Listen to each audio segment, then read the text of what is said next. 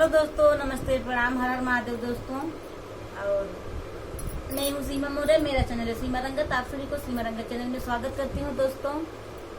तो आप सबके बीच में एक कजरी गीत लेके आई हूँ दोस्तों। कैसा लगा कमेंट करके जरूर बताइएगा। और अपनी छोटी बहन के ऊपर आप लोग प्यार आशीर्वाद बनाए रखिए दोस्तों। आप लोग को वीडियो पसंद आए तो प्लीज आप लोग लाइक सब्सक्राइब शेयर जरूर करें। आप लोग से विनती करती हूँ दोस्तों। आप सभी को धन्यवाद।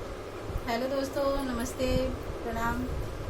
मैं हूँ किरण प्रजापति। मेरे चैनल का नाम है संगीत बाई किरण। संगीत बाई किरण के चैनल पे आप लोग का स्वागत है दोस्तों। आप लोगों के बीच में कजरी गीत लेकर आए हैं। कैसा लगेगा कमेंट बॉक्स में जरूर बताइएगा और वीडियो फुल वॉच देखिएगा दोस्तों। आप लोग का ज़्यादा से ज़्यादा सपोर्ट करिएगा आप लोग को। तो चलिए सुनाते हैं। आदि रतिया में देखिला सपनवा सखिया, आइले मोर बलमुआ सखीना। आदि रतिया में देखिला सपनवा सखिया, आए मोर बलमुआ सखीना।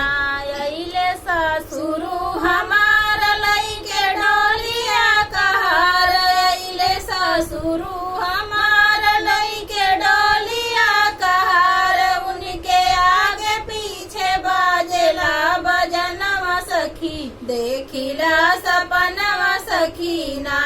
उनके आगे पीछे बाजेला बजनवा सखी, देखिला सपनवा सखीना। आदि रतिया में देखिला सपनवा सखी, आए घर बलमुआ सखीना। आए रतिया में देखिला सपनवा सखी, आए मोर बलमुआ सखीना। अइले बासुरु हमार लइके डोलिया कहार, अइले बासुरु हमार लइके डोलिया कहार। उनके आगे पीछे बाजेला बजनवा सखी, देखिला सपनवा सखीना। उनके आगे पीछे बाजेला बजनवा सखी, देखिला सपनवा सखीना। आदि रतिया में देखिला सपनवा सखी, आए मोर बलमुआ सखीना।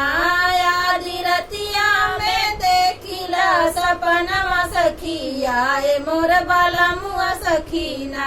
अइले देवरा हमार लइके डोलिया कहार, अइले देवरू हमार लइके डोलिया कहार। उनके आगे पीछे बाजेला बजनवा सखी, देखिला सपनवा सखीना।